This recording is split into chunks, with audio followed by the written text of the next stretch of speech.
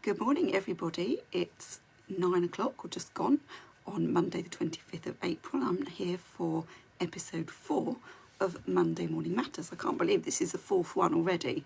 Feels like only 5 minutes since I decided to start doing them. So I hope you're going to find them helpful. If you are going to be watching live, if you end up popping in, do please say hello and put hashtag replay in the comments if you're watching this on catch up, because as I've said previously, this is how Facebook learns what you want to see, and if you don't interact with things, it's not going to show you those things as much as it would otherwise. So it's really, really important that you do interact with these sessions, because otherwise you're not going to get notified about them, and neither will anybody else. So so do say hello if you're watching. I can see that there is one person who's just popped in, so if you're here and you want to make yourself known, oh hi Annie, good to see you, and anyone else who pops in, do say hello. So what I'm going to be talking about this morning is the importance of being aware of your progress, capturing your progress. And this is something that I think is helpful in whatever we're trying to work on, whether it's weight loss, or whether it's fitness, or whether it's a project that you're working on at work, something that you're doing at home, because it's something that will help us to understand where we are, because we all get very busy, and it's so easy to kind of get sort of lost in the moment, and lost in sort of the general day-to-day life, and it's really hard to not to lose sight of what's going on. So the reason I decided I wanted to talk about this was because I was doing my my garden over the last few weeks, and some of you may have seen the pictures. And when I first looked at it, this is something I've been putting off for over a year, because the garden was getting really overgrown and it needed cutting back. And there's 2 bushes in my garden that they grow really quickly, really, really quickly. And if you don't cut them back every year, they just turn into these monsters. Hi, Jenny, good to see you. So you turn into these monsters. And then, it just becomes a bigger job to do something about it. And last summer, I suppose it was sort of with lockdown and all of that, and just, didn't really feel very motivated to tackle these huge bushes. So, of course, gets to this year and they're just twice as big. And I kind of thought, crikey, I can't even have my washing out at the moment because they're just getting in the way of the washing line. And I just thought, I can't leave this any longer. I've got to sort it out. I reached that rock bottom point. Morning, Emma. I reached that rock bottom point that we all need to reach before we're going to take action. Okay, and sometimes we can bring that point forward by recognising and reminding ourselves of how uncomfortable we are with any given situation. And I'm actually going to be talking about this later in the week in the programme group. For those of you who are in the programme group, we'll be talking about that. But yeah, back to the bushes. So there's these enormous bushes, and then of course it was coming up to the beginning of the financial year, and that's when the council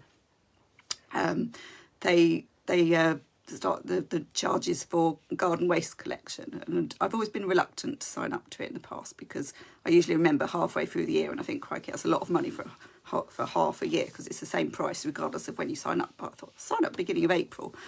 And so I did. And so that gave me the incentive to actually start chopping down these bushes. And then I looked at the bushes, I started chopping them down, and then I thought, oh, I need to take a before picture, because I want to see how what difference this is going to make. So I there was a couple of branches that I'd already chopped, but I stopped and I took the before photo. And then over the next few weeks, as it's taken me, I think it was finally finished over the weekend. Friday, I think I finished it all.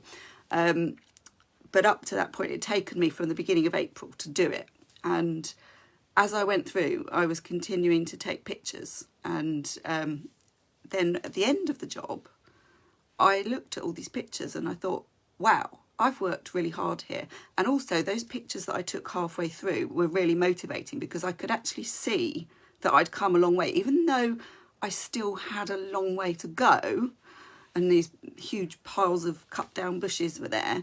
I knew that I was making progress, and I knew that if I just carried on and just, you know, did a little bit every day, because I did find it was quite hard on my back, so I did have to be a bit careful, but I just kept at it. And now and then I had the other real incentive was that I then booked somebody to come in and do a complete patio clean professionally, because I've done it in the past myself and not done it very well. So I thought, yeah, I'll get someone in to do it who knows what they're doing and do it properly, and they'll clean up all the mess and all of that. So I had them booked in for Friday morning.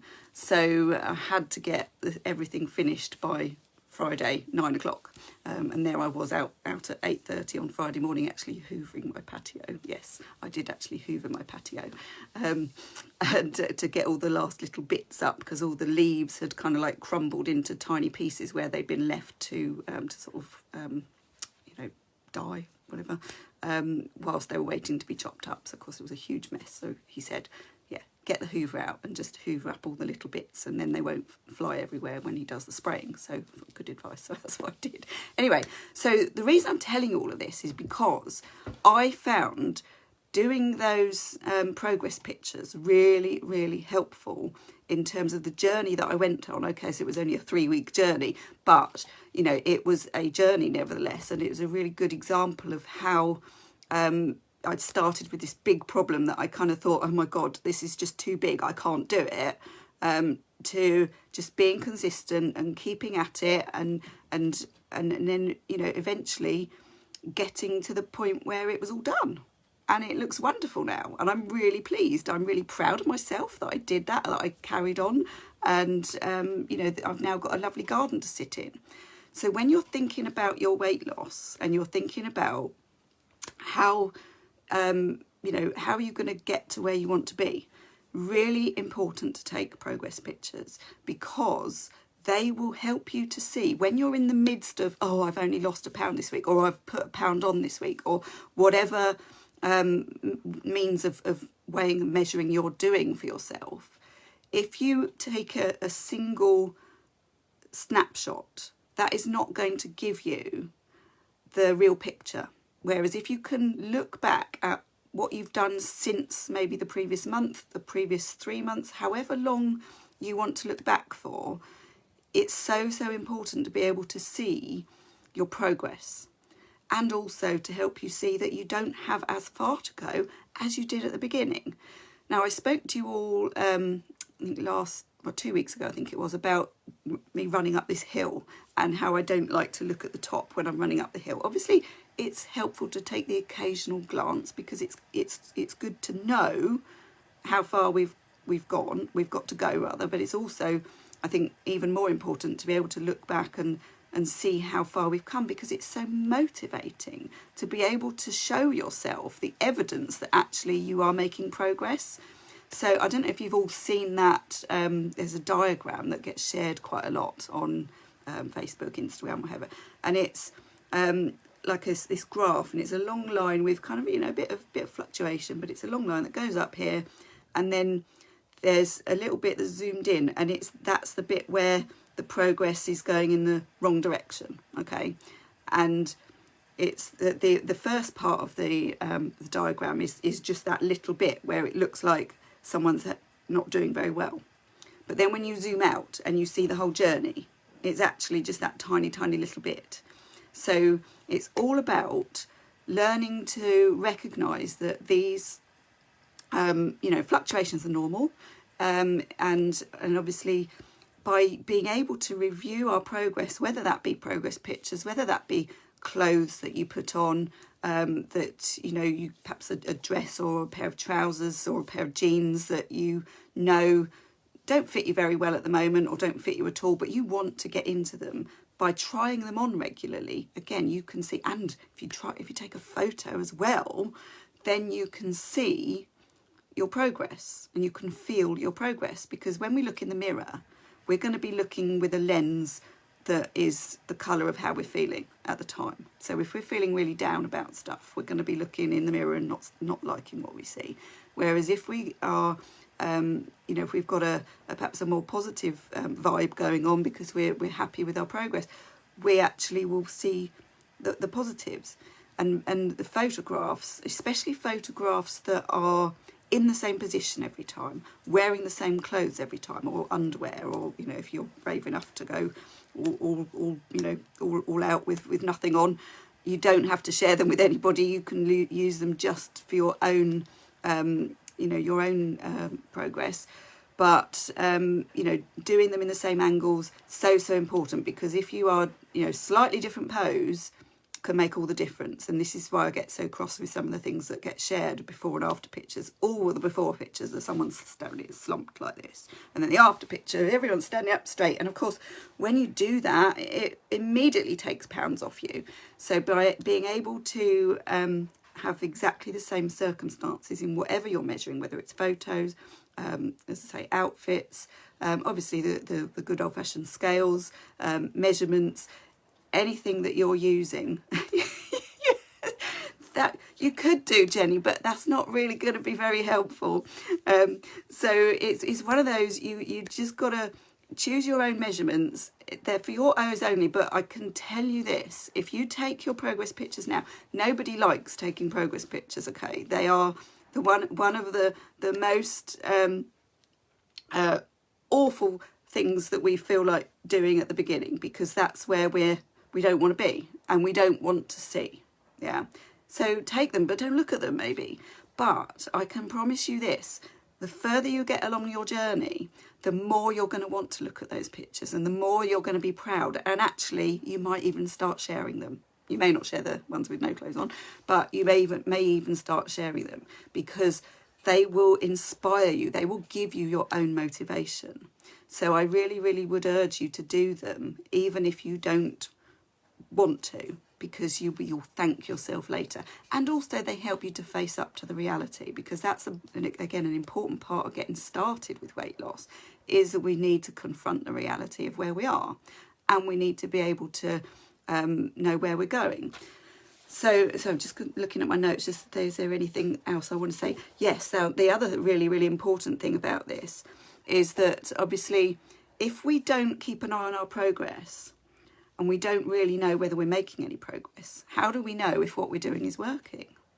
So by taking progress pictures, by weighing and measuring ourselves, by any other means of monitoring your progress, you can adjust your course. So if you can see that what you're doing, you're not making any progress, that means something needs to change with what you're doing, because if you carry on, you won't carry on making any progress. So it's really good feedback, and it's about being honest and taking the emotion out of it, and learning how to not beat ourselves up and go, oh, I'm useless, because the moment you start doing that, you're going to believe it. So you want to be able to look at your progress and go, wow, look at how far I've come. I can do this. And if you stop making progress, then it's about looking at what's changed. Something will have changed. It may be as simple as your body needing less energy, in which case you need to tweak your calorie deficit. Or it may be that little things have started creeping back in. Maybe you're slightly less active than you were.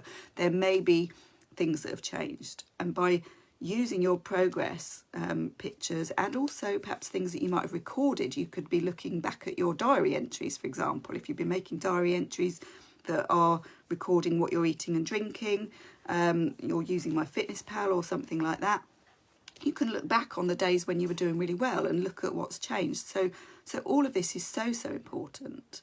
The other thing that made me want to talk about this actually was because most of you know that I wasn't very well for the early weeks of this year, and I couldn't really do any exercise. And I have an Apple Watch, and any of you who have an Apple Watch, or if you've got any other kind of fitness tracker, you know that they give you daily data, weekly data, monthly data. And I can see how much my data is improving now over the last few weeks, where I've been able to get more active again and been able to sort of, feel like more like myself again. So again, using that data is really, really helpful to me.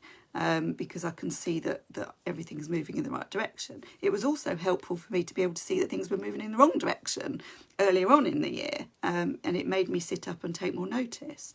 So it's really, really important to really think about all the different ways that you can keep an eye on things so that you can be fully aware of what's going on and can take action as required.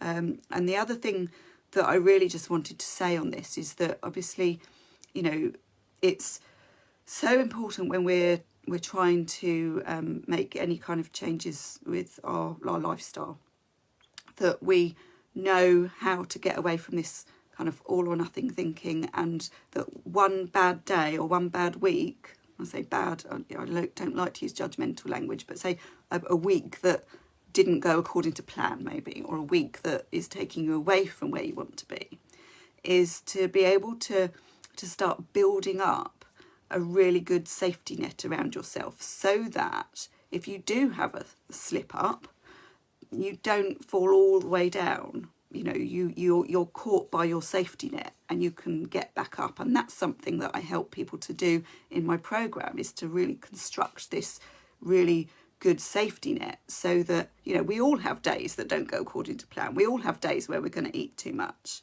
but it's being able to manage those days and all those weeks so that they don't end up putting you in reverse and going back to where you were. So it's just something to think about. So I'm going to leave it there because I've got to go off and do another live now over in my accountability club. But I hope that was helpful. Do please let me know in the comments. Perhaps share what progress measures you think either you're doing at the moment already that are working for you, or that you perhaps might try. But I really would encourage you to do something if you're not doing something already, is to really sort of take stock of where you are, think about where you want to get to. Make sure you're being realistic though, because obviously if we're being unrealistic, then we're just going to set ourselves up to fail. So if you know in the past that, you know, setting a target of losing a stone in a month is something you've never been able to achieve, then don't set it. Set half a stone instead, you know. So I'm going to leave it there. Have a great week, and yeah, keep going with the monthly challenge. Everyone who's in there, we're going to be doing the draw obviously later in the week. Oh, Annie, thank you. It was an Excel spreadsheet where I record my weigh-ins. Brilliant. Yeah, anything like that is really good. And of course with spreadsheets you can then create your own graphs, and you can put them all pretty colours that you like. You know, there's all sorts of things you can do with that. So yeah, really, really good. And I will see you all in the group. I'll be popping in through the week, I'm sure. And I'll see you all next Monday for episode 5. Take care. Bye.